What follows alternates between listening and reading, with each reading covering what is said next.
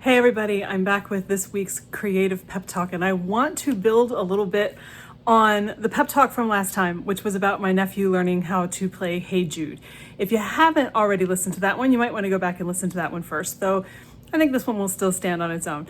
I was very, very happy to get to see video of his piano recital a couple days ago, and the most fascinating thing happened during his recital, and I think it's something that we can all learn from. So he was doing a duet version of Hey Jude with a friend. They had the music spread out, taped together so that no page turning was required, but that meant you had two copies on one piano because both kids were sitting there together.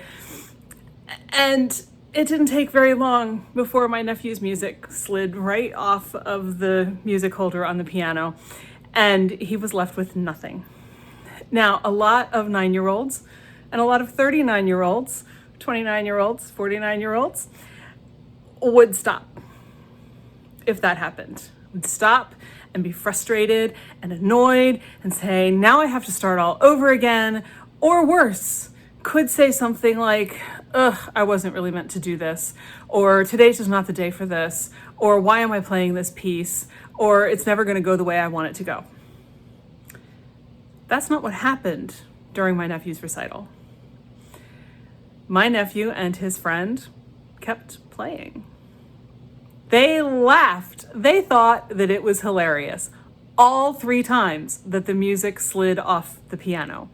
Now, people got up to help put it back and all that, but the interesting thing is that I'm not really sure it would have mattered if they hadn't had that music for the rest of the piece, because they kept going without it.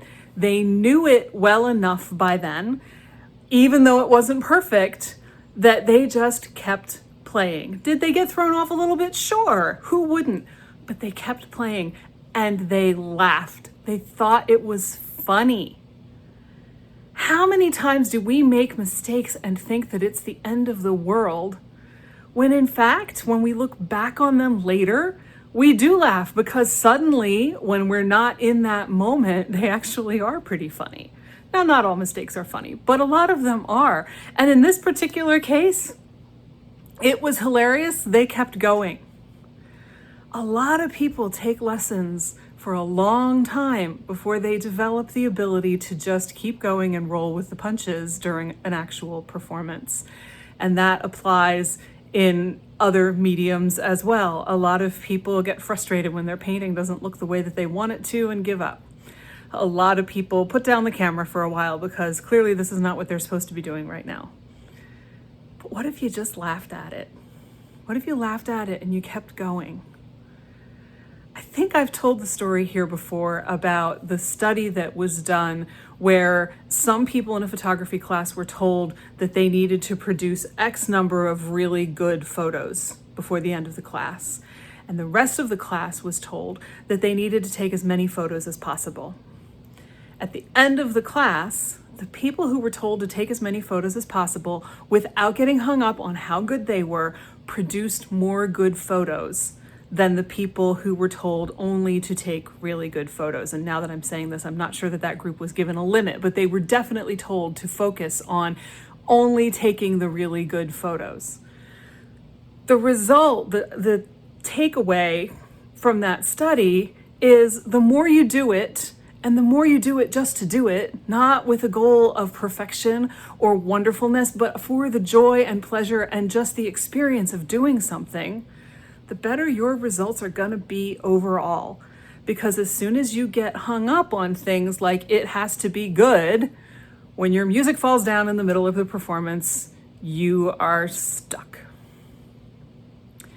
So I invite you this week to try just having fun with it, letting it be what it already is. Just write a poem and don't worry about whether it's good or not. Go out with your phone and take pictures of things as you see them, just because you're out on a walk and you're noticing that things are blooming, or if you're in the Southern Hemisphere, maybe fall is coming in and the colors are really amazing. Take pictures of things that you notice that you're curious about just because you find them interesting. Your photos will be much better than if you try to make them good. Your poem will be better than if you sit down and try to make it perfect. Your dance will be better than if you get hung up on the perfection of it. And this is not just about perfectionism, but that is one of the biggest things that tends to get in our way. Just look at it as funny when the music falls down and keep going. Keep going because you're enjoying it. Keep going because it actually is funny. Keep going because you can. You don't need better reasons than that, and you'll have a better experience and you'll have more fun with it. If you want to experiment with this in your journal, you could ask yourself, what is it that keeps you from seeing the hilarity in mistakes? What is it that makes you feel like you have to stop? What is it that makes you feel like you're perceiving a mistake in the first place? Because maybe it's not. Maybe it's a detour that's meant to lead you somewhere that you couldn't have expected. You can kind of riff on your own questions from there.